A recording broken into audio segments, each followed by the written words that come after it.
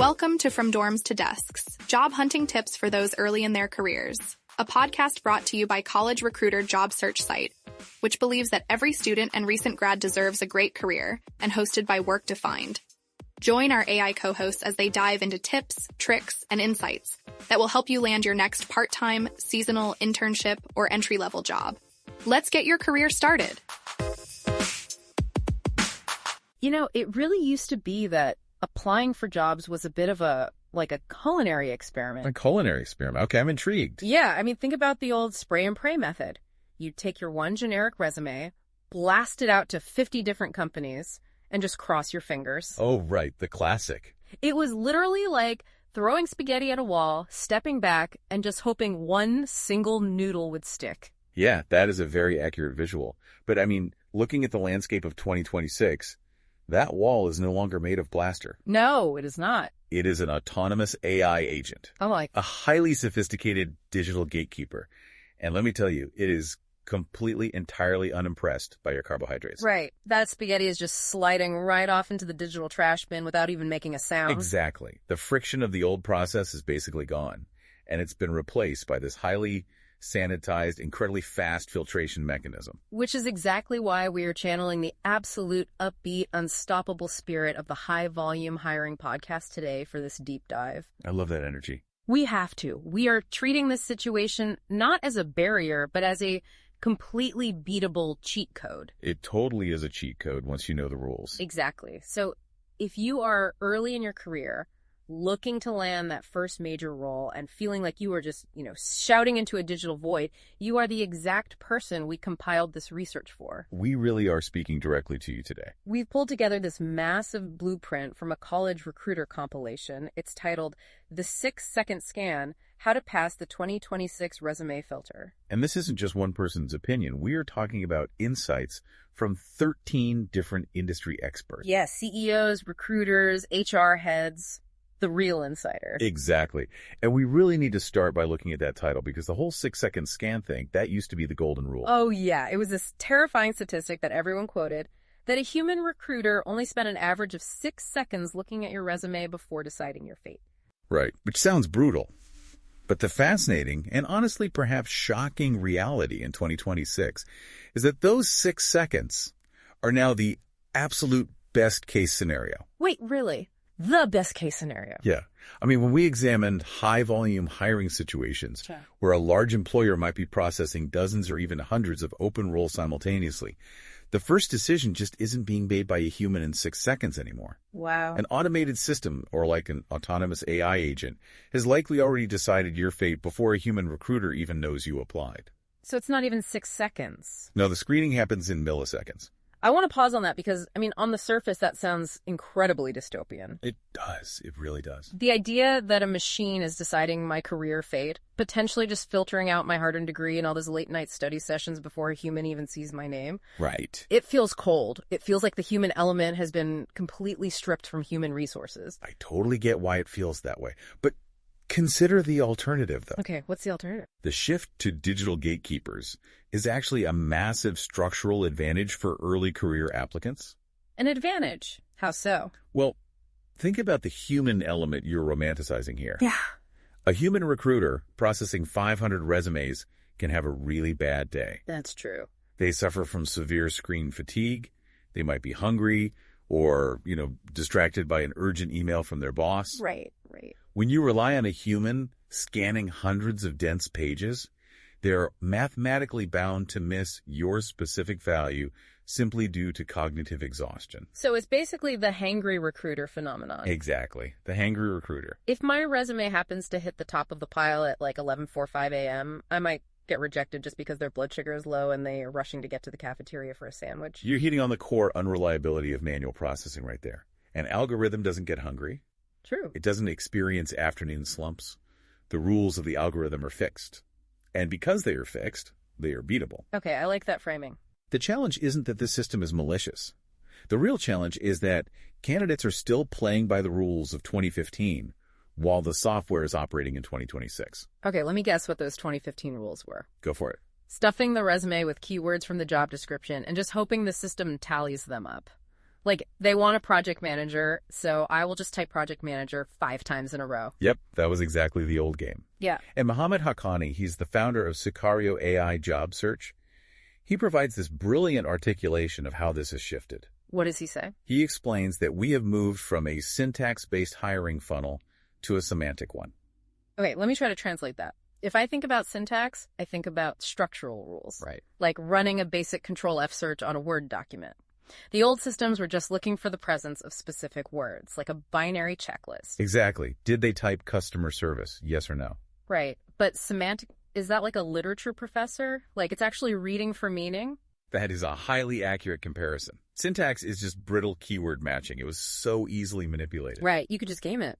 But modern applicant tracking systems, or ATS, they're using sophisticated large language model inference engines.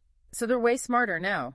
Much smarter. Yeah. They aren't just looking for a string of letters anymore. They use natural language processing to evaluate the context surrounding those words. Oh, wow.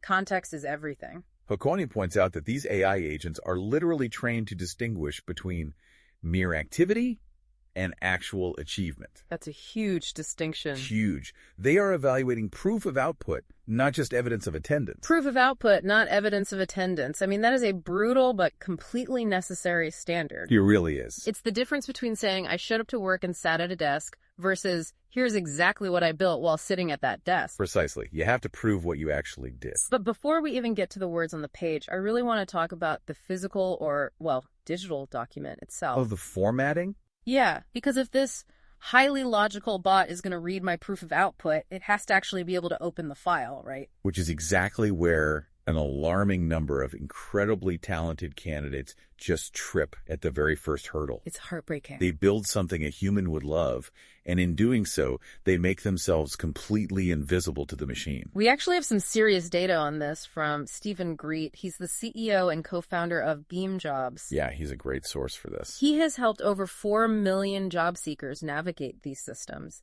and he calls the resume template the delivery system. The delivery system, I like that. And he specifically calls out parsing killers. I'm looking at his list right now, and it includes things I see on almost every trendy resume. Let me guess. Tables. Tables, text boxes, icons, fancy formatting. Milos Eric, the co-founder of Oysterlink, he expands heavily on this too. He discusses those trendy, heavily designed graphics. Like the templates candidates pull from sites like Canva. Oh man, the Canva resumes. I see these absolutely everywhere. They have little interactive looking sliders to show your skill levels, beautiful pastel color blocks, a stylish photo in the top corner. They're very aesthetic. Yeah, usually a really clean 2-column or 3-column layout. They look gorgeous. So a human eye, absolutely. Yeah. They imply effort and a really great aesthetic sense. Yeah. But you really have to understand how an ATS actually ingests a document. It's not just looking at a picture of it, right? Exactly. It doesn't look at a picture of your resume. It uses a text extraction process. Okay. And when Miles Eric says those beautiful designs appear as absolute gibberish or sometimes just a completely blank page, he is talking about the failure of that extraction layer. Let me give an analogy for you, the listener, just to kind of visualize what's actually happening here. Go for it. Sending one of those heavily graphic designed resumes to an employer is like sending a beautifully wrapped gift box. Okay. It's got the shiny paper, the perfect bow. It looks amazing, but you've welded the box shut with solid titanium. That is exactly it. The AI simply cannot open it to see the amazing candidate inside. The titanium in your analogy is literally the formatting code. The ATS tries to read text linearly from left to right, top to bottom. Right, like reading normal book. Right. So when it hits a 2-column layout, it doesn't know to read down the left column and then move to the right. Oh. It often just reads straight across the page horizontally. So it's just mashing everything together. Exactly. It mixes the text from your job title on the left with the date from your education on the right, creating just a completely nonsensical string of data. That sounds like a disaster. It gets worse. When it hits an icon, like say a little telephone symbol next to your phone number, the parser might just throw a fatal error and stop reading that line entirely. That is wild. It just abandons the data because it hit a tiny graphic. Yep, it gives up. Mm-hmm. Aditya Nagpal, the founder and CEO of WiseMonk, makes a point that should be a massive wake-up call. What does he say? He states that the absolute fastest way early career candidates get filtered out isn't a lack of experience. Let me guess. It's poor parsing. It is poor parsing. You're being rejected because the machine literally couldn't extract your data reliably. Think about the tragedy of that from a hiring perspective. It's awful. The perfect candidate might be sitting right there in the database, but their profile looks completely blank to the recruiter because the parser choked on a text box. Exactly. And Agpel also notes something that completely upends traditional career advice. Oh, I love when we get to break the old rules. What is it? He says that in high-volume hiring, a clear, well-structured two-page resume will easily outperform a cluttered, design-heavy, one-page resume. Wait, really? 2 pages? Yeah, length is secondary to clean structure. That goes against literally every single piece of advice I received in college. I know, me too. The golden rule was always keep it to 1 page no matter what. Right. People will shrink their margins to 1/2 inch and use a size 8 font just to squeeze it all onto a single sheet of paper. And that's actually hurting them now. George Fiernov, the CEO of Telmatic, backs Nagpal up on this entirely. Graphics and page length are rarely factors in passing an automated system anymore. What matters is a plain, single-column structure. Because the AI doesn't care about page numbers. Exactly. The AI doesn't care if it takes 1 millisecond to parse 1 page or 1.2 milliseconds to parse 2 pages. It's just math to it. Right. It only cares that the data structure is predictable. Standard section headings like experience, education, and skills act as navigational anchors for the parser. So we are talking about plain text, normal bullet points, absolutely no columns. None. It sounds incredibly boring, honestly. Doesn't a plain text resume look unprofessional when a human finally does see it? Well, consider the primary audience. Your first audience is not looking for entertainment. It is looking for clean, structured data. Right. The bot is the first audience. Exactly. And once you pass that technical gatekeeper, a human will read it. Yeah. And from a human psychology standpoint, a recruiter processing 50 resumes an hour vastly prefers a clean, predictable, easy-to-read document over a confusing visual puzzle where they have to, hunt for your graduation date. That makes total sense. Actually, Stephen Greet provided a phenomenal, actionable quick test you can do right now to see if your resume is a visual puzzle. Oh, I love actionable advice. What is it? He says to take your beautifully designed resume, copy all the text, and just paste it into a basic plain text editor. Oh, like Notepad on Windows. Exactly. Notepad on Windows or Text Edit on a Mac. That is a brilliant diagnostic tool because a plain text editor strips away all the visual rendering layers. Exactly. If your dates are suddenly floating in the middle of your sentences, if your job titles have just vanished into thin air. Or if your bullet points have turned into weird question mark symbols. Yes. That is exactly how the ATS is experiencing your document. It sees a scrambled mess and it just fails you. The directive across all these experts is completely unified here. Drop the graphics for a clean machine readout. It's non-negotiable. As Milos Eric says, an impressive achievement is entirely worthless if the AI filters cannot locate it. Okay, so we've stripped away the fancy colors, we've deleted the little pie charts of our soft skills, and we have a highly predictable, boring, single-column, plain text document. We remove the titanium from the gift box. Exactly. The AI opens it up. What exactly is it looking for inside? Hint for you, the listener, it is not a bulleted list of your daily chores. Definitely not. And this brings us to the absolute core of how modern algorithms evaluate human potential. The secret sauce. The secret sauce. It's what Mohammed Akwani calls semantic density, combined with hard impact metrics. I really want to dig into this concept of semantic density. What does it actually mean for a resume to be mathematically dense? It comes back to the natural language processing models we discussed earlier. Right, the LLMs. These models evaluate the informational value of every single word. If you use verbs like managed, helped, or assisted, you're offering extremely low informational value. Oh, I see. The model looks at the phrase, assisted with customer inquiries, and it just infers mediocrity. Ouch. Mediocrity. Well, you are merely describing the bare minimum requirement of occupying a space in a building.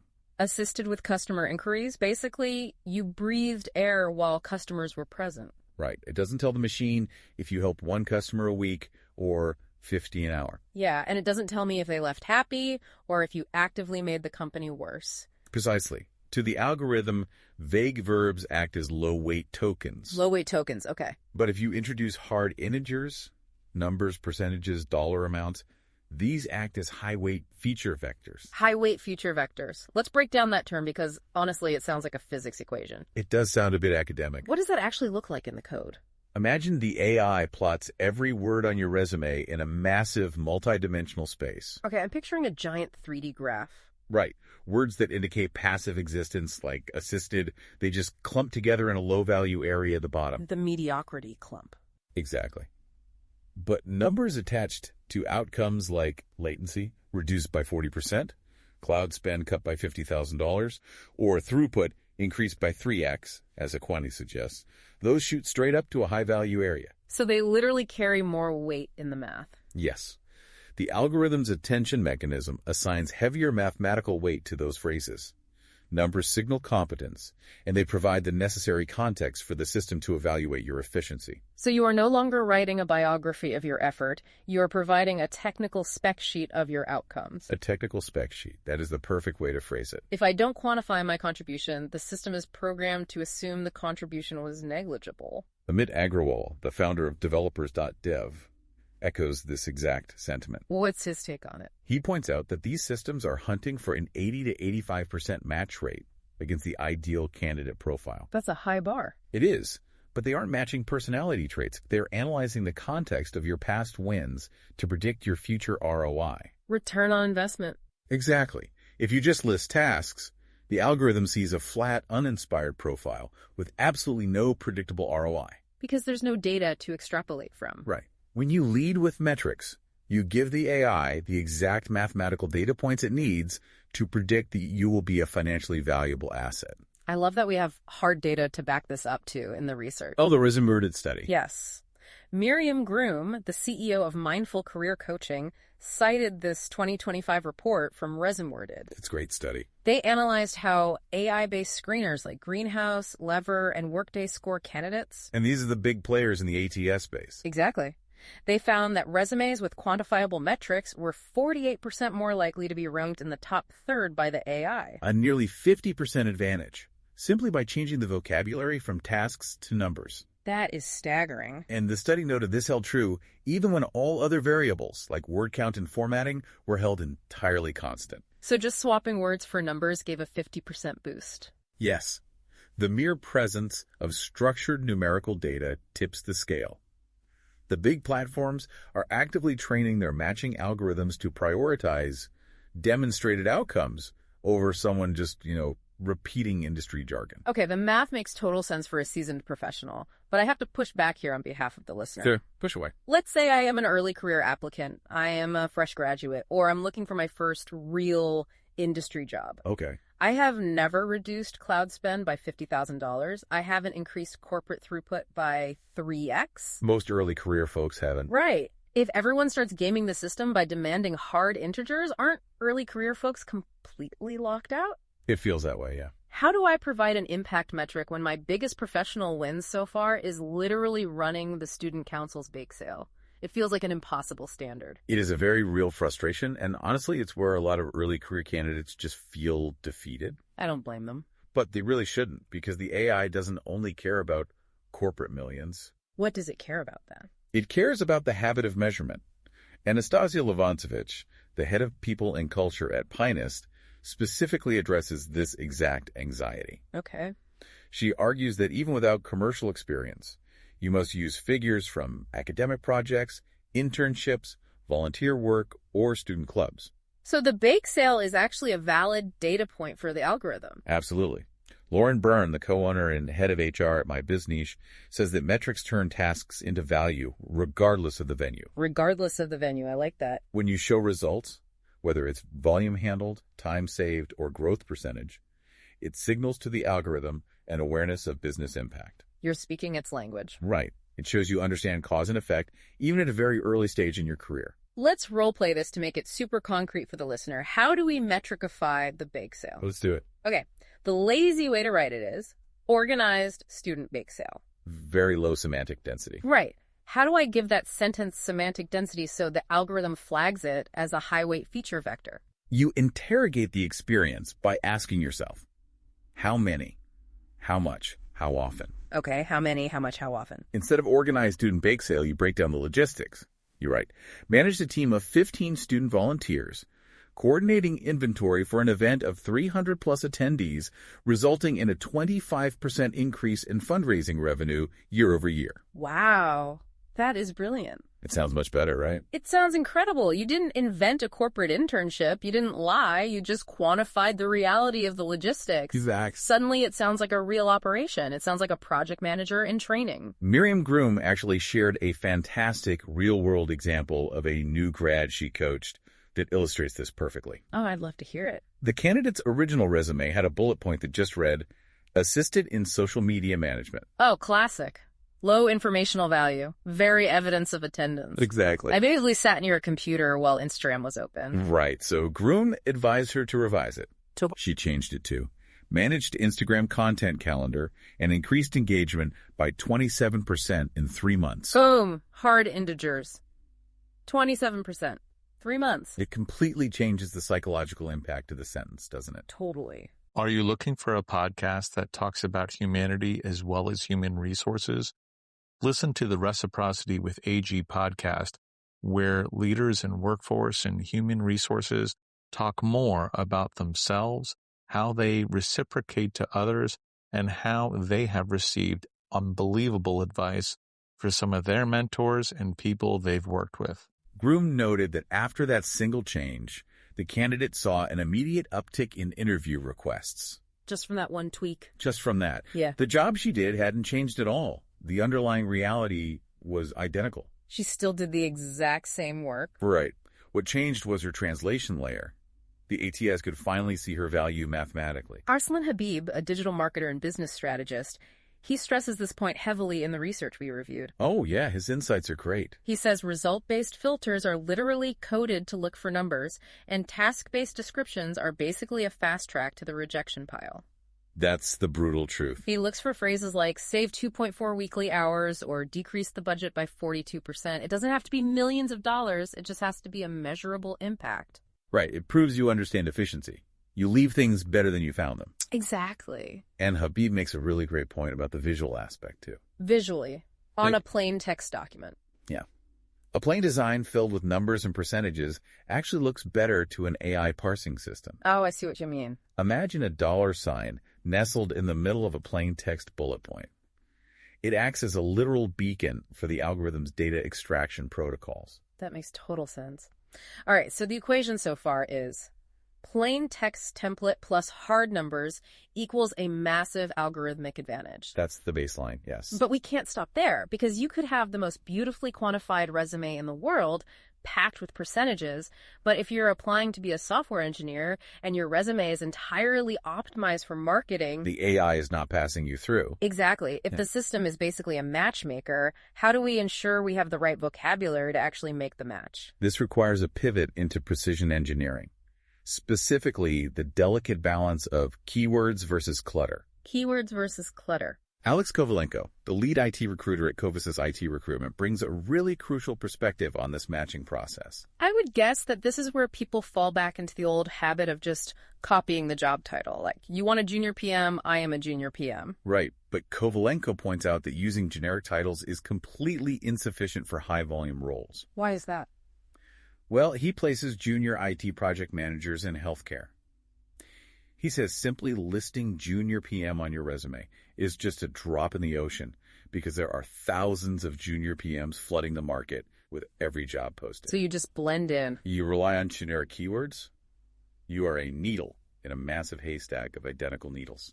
Okay, so how do you magnetize the needle? How do you force the algorithm to pluck you out of that haystack? You have to utilize what he called niche role-adjacent keywords. Niche role-adjacent keywords. Can you give me an example? Sure. Instead of just saying you manage projects, you include specific technologies or frameworks inherent to the daily reality of that job. For his healthcare PMs, he looks for acronyms like SNOMEND, LOW-INC, HL7, or EMR. I have absolutely no idea what any of those acronyms mean, but I assume the healthcare AI parser definitely does. Oh, it absolutely does. Those are highly specific healthcare data standards and electronic medical record systems. Ah. Okay. When the candidate includes those, they aren't just saying, hey, I want this job. They're mathematically proving familiarity with the specific tools of that exact environment. So it's proof again? Yes. They rise to the top of the automated search because they possess the highly specialized vocabulary of the daily work. It is precision targeting. This naturally leads me to a tactic I have seen debated constantly online. I think I know where you're going with this. The legendary myth of the white text. Oh, wow. The oldest trick in the digital book. If the goal is to get all the right niche vocabulary into the document so the machine finds you, why not just cheat? Right. Just cheat. The idea is you take the entire job description, every single keyword, every requirement, every buzzword, including snommed and low-C, you copy it, you paste it at the very bottom of your resume, and you change the font color to white. You make it a size, like 1-point font. Exactly, 1-point font. The human eye can't see it because it blends into the background of the page. Right. But the theory is that the machine parser, which, as we established, strips away colors, will read the raw text, see a 100% keyword match, and immediately pass you through to the interview stage. It sounds so clever. Does this still work with 2026 AI gatekeepers? Attempting this in 2026 is not just ineffective, it is actively detrimental to your career prospects. The answer is a resounding, definitive no. But wait, if the parser just extracts raw text linearly, as we discussed earlier with the PDF columns, won't it just extract the white text at the bottom? It's still text, right? You're sensing the limitation of the older, primitive syntax scanners. A 2015 system might have totally fallen for that. But remember the architecture of modern LLMs we discussed with Mohammed Haqqani. The semantic reading. Exactly. They use semantic parsing. They don't just count words. They evaluate the grammatical context of the words. Modern LLMs perform something called semantic chunking. Semantic chunking. Break that down for me. What does that mean? It means the AI looks for subject-verb-object relationships. It wants to see how a keyword relates to an action and an outcome. Oh, I see. If you have a massive block of invisible, comma-separated keywords at the bottom of the page, with absolutely no grammatical structure, no sentences, and no context attaching those words to your actual work history. The algorithm catches it. The algorithm's anomaly detection triggers. It recognizes that this text block lacks normal linguistic flow. So it knows you're trying to game it. Yes. It flags the document as a low-probability text generation, categorizes it as deliberate manipulation or spam, and actively penalizes your ranking. Wow. The AI is literally too smart for the white text trick. Way too smart. It understands that you're trying to spoof its attention matrix with just a raw data dump. Yeah, honestly, even if you somehow manage to bypass the anomaly detection, you run straight into a human wall. Right, because a human eventually looks at it. Exactly. Sasha Lagone, the founder of Sasha Talks, brings up the vital concept of quality control. The AI serves up the top candidates, but a human hiring manager still conducts a review before calling you. Right. The AI is the bouncer, but the human is the manager inside the club. That's a great way to put it. If the AI flags you as a 99% match, but the human opens the file and sees a bizarrely phrased document where you've, shoved synergized cross-functional paradigms into every single bullet point just to hit a keyword quota. They are going to immediately realize you lack genuine substance. Right. They're going to think, this person doesn't actually speak like a human being. Exactly. Lagone advises strongly against using cluttered language and trending buzzwords just for the sake of keyword density. It backfires. She notes that oversaturation and over-repetition of certain words can actually suppress your resume. It makes you sound inauthentic, like a malfunctioning corporate robot. A malfunctioning corporate robot, not the vibe you want to project. Not at all. Her advice for early career applicants is profound. Less is more. Less is more. Don't try to claim you are an expert in 20 different proprietary software platforms. Choose 2 to 3 core skill sets and market them exceptionally well by connecting them to the objective and mission of the roles you've had. Precision engineering. Quality over quantity. He's out. You aren't throwing all the spaghetti at the wall anymore. You are taking 3 perfect noodles and placing them with surgical precision. I love that we brought the spaghetti metaphor back. I had to. The goal isn't to trick the filter with invisible ink. The goal is to align with the filter so clearly that your genuine human substance shines through without any friction. That is the perfect synthesis of the technical requirements. Okay, let's take a breath and summarize the architecture of this perfect document we've built. Let's do a recap. We have adopted an ATS-friendly single-column plain text template. Yeah. We know the AI can read our file linearly from top to bottom without throwing a fatal error on a fancy pie chart. Check. We have loaded it with semantic density, replacing weak verbs with hard impact metrics, percentages, and hours saved. Yeah. We have carefully selected 2 to 3 niche role-adjacent keywords and integrated them grammatically into the context of our achievements. We beat all of it. We have built the ultimate machine-readable, mathematically dense, keyword-optimized resume. So we are done. We hit submit on 50 job portals, sit back, and just wait for the offers to roll in. This is perhaps the most critical reality check of the entire process. Uh-oh. Reality check time. We spent all this time learning how to conquer the digital queue, but the ultimate bypass is realizing that the queue is not the only entryway into the company. Okay, tell me more. Dan Reed, a career coach and HR consultant at Top Prospect Careers, provided a perspective on this that totally shifts the paradigm. What does he say? He acknowledges that everything we've just discussed, removing the Canva graphics, adding the impact metrics, optimizing the vocabulary, is mandatory. It absolutely improves your baseline response rate. Okay, so we didn't just waste the last hour. No, definitely not. But he issues a massive warning. A warning? About what? He warns that an over-reliance on resume optimization alone can become a psychological trap. A trap? How does having the perfect resume become a trap? Because candidates will spend weeks endlessly tweaking the formatting. They will stress over replacing managed with orchestrated. Oh, I've seen people do this. They will run their document through a dozen different third-party keyword scanners, chasing a literal 100% match score. It becomes an obsession. Exactly. But ultimately, they are still just dropping a piece of paper into a massive digital ocean and passively hoping the algorithmic current catches it. Right. They're still just waiting. They forget that the resume is just a proxy, a representation of a person. It's not the actual person. If the optimization is a trap, what is the alternative? How do we actually step out of that digital queue? Reed advises that early career candidates dramatically improve their odds by engaging beyond the application portal. You have to go where the humans are. Go where the humans are. The AI filter is just the front door of the building.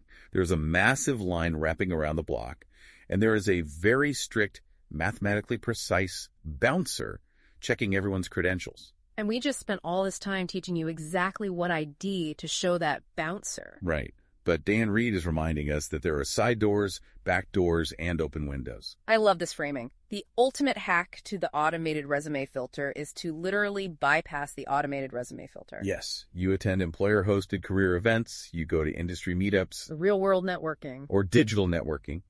You find the internal recruiters or hiring managers on platforms like LinkedIn and send them a direct, highly researched message about a project they recently completed. That shows initiative. You leverage your university alumni networks. If you can make a direct human connection, you fundamentally alter your trajectory through the hiring funnel. Let's follow that logic. If an alumnus at the target company has coffee with me, likes me, and recommends me directly to the hiring manager via an internal email, your resume isn't sitting in the general applicant pool. Exactly. My resume isn't waiting for the LLM inference engine to score my semantic density. The hiring manager is opening my plain text file directly from their inbox. You've leapfrogged the primary automated screening phase entirely. That is massive. The upbeat, empowering message we really want to drive home here is that you shouldn't feel entirely at the mercy of the machine. No, absolutely not. Yes, you absolutely must give the AI the clean format and the numbers it expects, because that is the baseline standard for professional communication in 2026. It's table stakes. But you still hold the immense power to advocate for yourself in the real world. It's a dual threat approach. You optimize for the machine, but you actively network with the humans. They complement each other perfectly. Oh, because when you do meet that hiring manager at an event and you have a great conversation, the inevitable next step is them saying, hey, send me your resume. And when they open it, you want the document they see to be that incredibly sharp, metric-driven spec sheet we've been building. Exactly. The networking secures the attention. The highly optimized resume mathematically proves you deserve it. It proves you are the high-weight feature vector you say you are. Let's completely distill this deep dive into the ultimate high-volume hiring cheat sheet for you, the listener. 4 core pillars to surviving and thriving in 2026. Let's run through them. Pillar number 1. The delivery system. Right. Drop the trendy Canva graphics. Eliminate tables, text boxes, and icons. Yeah.